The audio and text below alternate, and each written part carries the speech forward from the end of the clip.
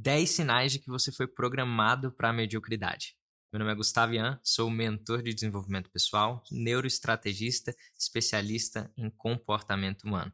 No vídeo de hoje nós falaremos sobre os 10 principais sinais de que você foi literalmente programado. Programado para mediocridade. O que é medíocre? É aquela pessoa que vive na média, em tudo na vida.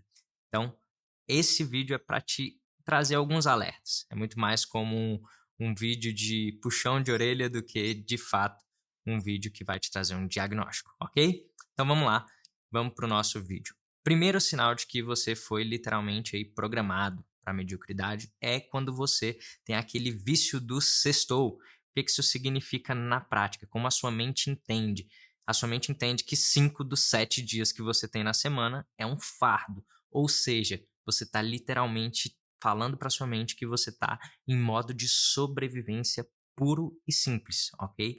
Então, cuidado com a forma que você interpreta literalmente as sextas-feiras, ok? Se você está esperando literalmente um fim de semana para começar a viver, para começar a ser feliz, significa que você tem aí um grande ponto de alerta. Segundo, medo do julgamento de pessoas que você não respeita, que você sequer respeita. Você trava muitas vezes em alguns projetos de ideias, você muitas vezes deixa de dar a sua opinião, e isso faz com que você tenha ali uma programação falando muitas vezes para si mesmo que o seu valor não é tão alto assim quanto, por exemplo, daquela pessoa que você sequer respeita. Isso significa basicamente para o seu cérebro que você está dizendo para ele, cara, eu não sou muitas vezes tão importante quanto aquela pessoa, porque sua biologia está priorizando pertencer a um bando, está literalmente priorizando estar dentro de um grupo, fazer aquela política da boa vizinhança, do que, de fato, evoluir pessoal, profissionalmente, ou até mesmo, simplesmente e puramente, falar que seu alto valor se respeitar, né? E quando você se respeita o seu alto valor, ele já sobe, ok? Terceiro, dopamina barata como prioridade. Horas de scroll no Instagram ou, quiçá, até mesmo a tal da pornografia faz com que você tenha uma interpretação ali no seu cérebro. Você vicia seu cérebro em recompensa sem esforço. Isso é uma grande questão aqui, ok? Porque quando a gente fala, inclusive, eu tenho um vídeo aqui no canal que fala sobre a felicidade. Felicidade é uma conquista ou um direito? E aí a gente trabalha isso. Inclusive, a gente fala lá também sobre essa questão do sistema de recompensa via dopaminérgica. Então, o que é a mensagem que você passa para o seu cérebro? Quando você decide sempre como prioridade a dopamina barata, que você literalmente vai treinando o seu cérebro para não gostar de metas a longo prazo. Você vai trabalhando isso no seu cérebro e querendo ainda reforçando a ideia de que você é uma pessoa imediatista. Cuidado com isso, porque a longo você não consegue basicamente nenhuma meta grande a longo prazo. E aí você pode ter o erro de produção de dopamina, que é basicamente quando a gente tem uma expectativa e essa realidade, quando a gente vai para a realidade, ela não encontra. Aí a gente tem uma quebra de expectativa muito grande, ok? Então, cuidado com isso. Você pode estar treinando seu cérebro para mediocridade. Aversão a conversas difíceis, quando você prefere aquela paz falsa em vez do desconforto, do confronto, isso vai basicamente atrofiando sua inteligência emocional, uma vez que você mantém-se em relacionamentos apenas que te mantém ali na média. Então, cuidado com a ambiência e, principalmente, seja uma pessoa que confronte os outros ao seu redor com amor. Preste atenção, não estou falando para você sair criando guerra aí com todo mundo, não. Estou falando para você ser uma pessoa que confronta em amor, sempre elevando o nível. Ah, se o seu ambiente não respeita confronto em amor, aí então você precisa começar a pensar em mudar de ambiente. Próximo ponto, mentalidade de vítima. A pessoa que tem aquela mentalidade de que tudo na vida dela é culpa do outro, é porque o país está ruim, é porque eu não nasci numa família rica, é porque eu isso, é porque aquilo. Tá sempre terceirizando a culpa, cuidado, que você literalmente está falando para o seu cérebro que você não é responsável por tuas decisões. Você está terceirizando a culpa. Isso faz com que basicamente você crie um ambiente muitas vezes, de autossabotagem. Então, você, ao terceirizar a culpa, você faz uma associação de respostas comportamentais que geram aí uma autossabotagem.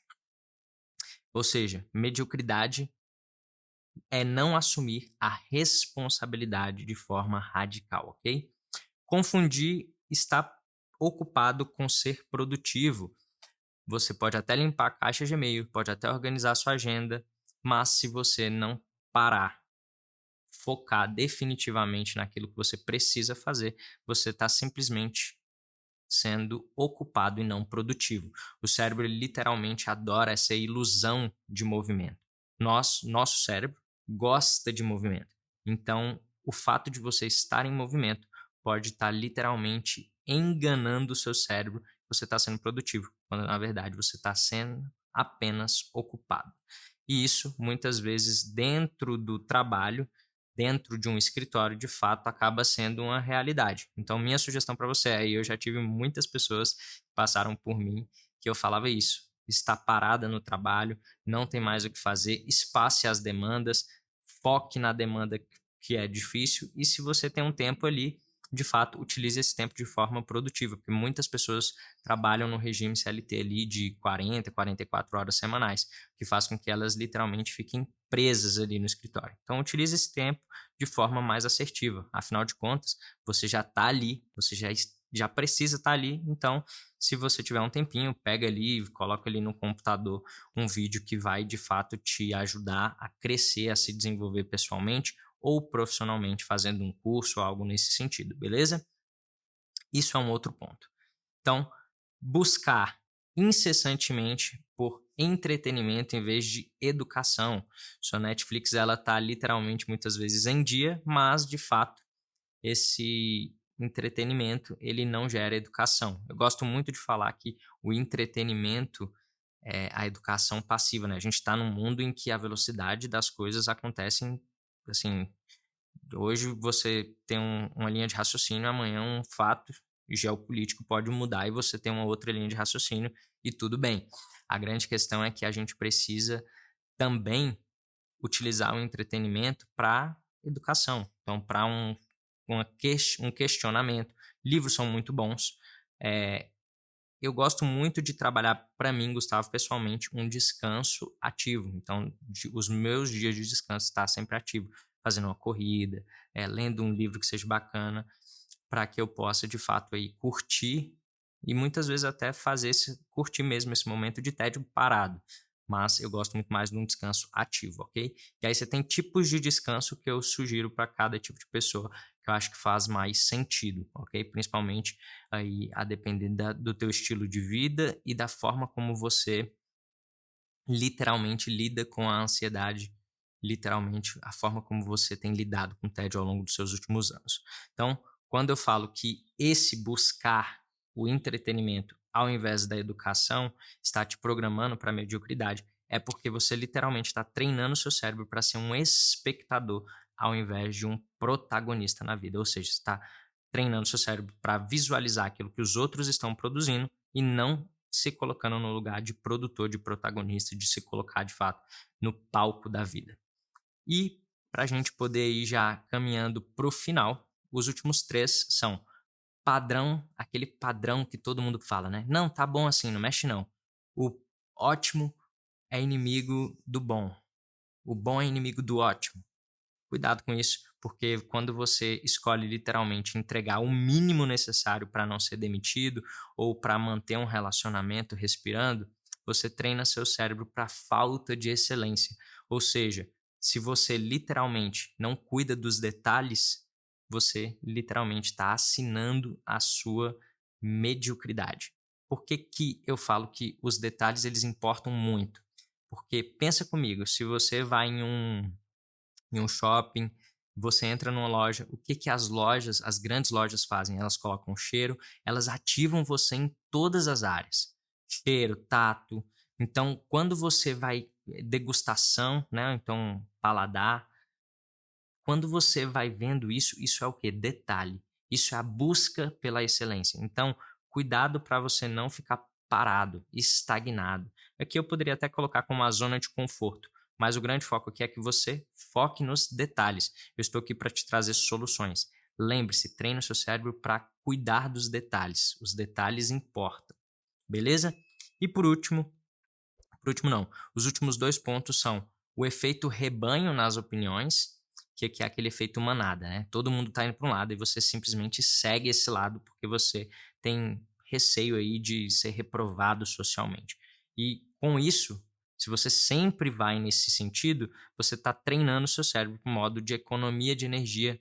E quando eu falo economia de energia, não é simplesmente você economizar energia. Primeiro, adotando a política de um rebanho, de uma comunidade ali, através de um senso de comunidade, mas principalmente também você está literalmente podando o seu pensamento crítico.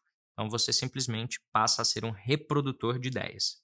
Isso acontece muito, principalmente no âmbito político, onde a gente tem visto aí uma polarização muito grande entre esquerda e direita.